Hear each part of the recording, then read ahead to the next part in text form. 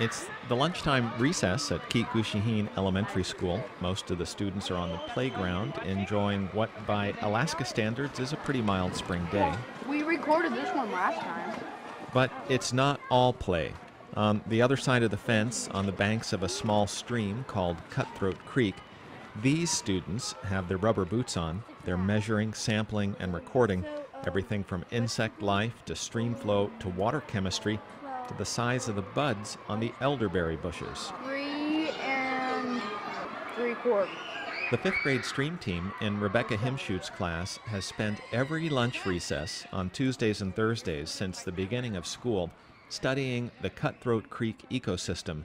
Toward the end of this winter, the stream teamers observed something quite significant happening at Cutthroat Creek. 2 days ago, during our weekly visit to Cutthroat Creek, we noticed there was oil or some other pollutant in the water. This is Sydney Kimber reading a letter she and the other stream teamers sent to Sitka's City Hall. That's when we discovered the snow pile had been plowed next to the Cutthroat Creek, appeared to be hanging over and melting into the creek.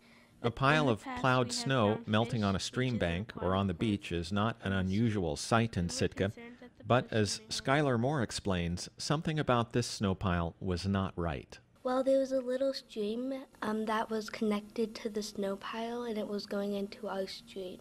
So that was very suspicious.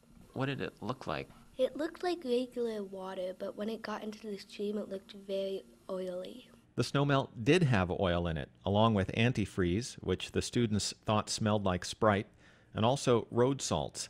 The stream teamers collected a sample. It was very dark gray and silty, almost black, like something you might get out of a very nasty mud puddle.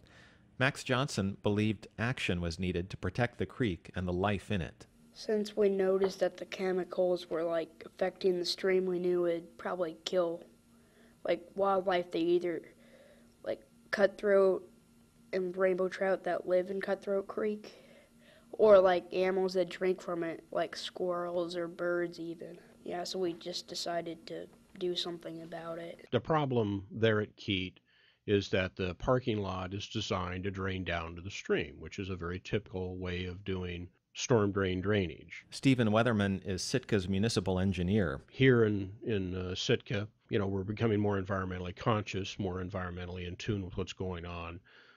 It's a salmon stream, I believe, and so it's a good idea to protect things like that. And if we can move the snow to a different location for it to melt and flow cross-country through the grasses and bushes and stuff like that, that'll help filter the oil out and the other negative materials in there. And that's a pretty standard methodology of filtering storm runoff or snow runoff and stuff like that, is having it go through a biofilter as such. The stream team's letter landed on Weatherman's desk at 4:30 in the afternoon one day. By 7:30 a.m. the following day, the snow pile was gone. Weatherman credits Mike Webb's road crew for the speedy work. It didn't necessarily matter that the appeal came from 5th graders. The fact that they were kids was interesting and neat at the same time, and we could go ahead and respond appropriate to them. It wasn't really it didn't take a lot of extra effort on our part to deal with it, but it could just as easily have been a parent group that said, we noticed this, or another environmental group in town that said something about it, and we would have responded the same way, because again, it's something that can be done, and we can do it, and there's no reason not to do it. Weatherman says all new storm sewer work in Sitka, like most of Alaska's urban areas, will have sump systems that collect both sediments and oil before the runoff hits the streams or ocean. Finding a new location for the Keet Gooshi Heen snow pile that naturally filters the meltwater is an intermediate step. So how do you feel about having written a letter that got that snowbank moved so it didn't melt into your stream? Yay! Happy. The stream team's success doesn't feel like a huge victory. They weren't really asking for the world, just for the city to move a pile of snow that posed a threat to a stream that they understand probably better than anybody. That, says Marnie Chapman, one of the stream team parent helpers, is the win here. I think the biggest takeaway is an interest in science through observation skills. We've really seen a change in the kids over the course of the year as they've worked on it.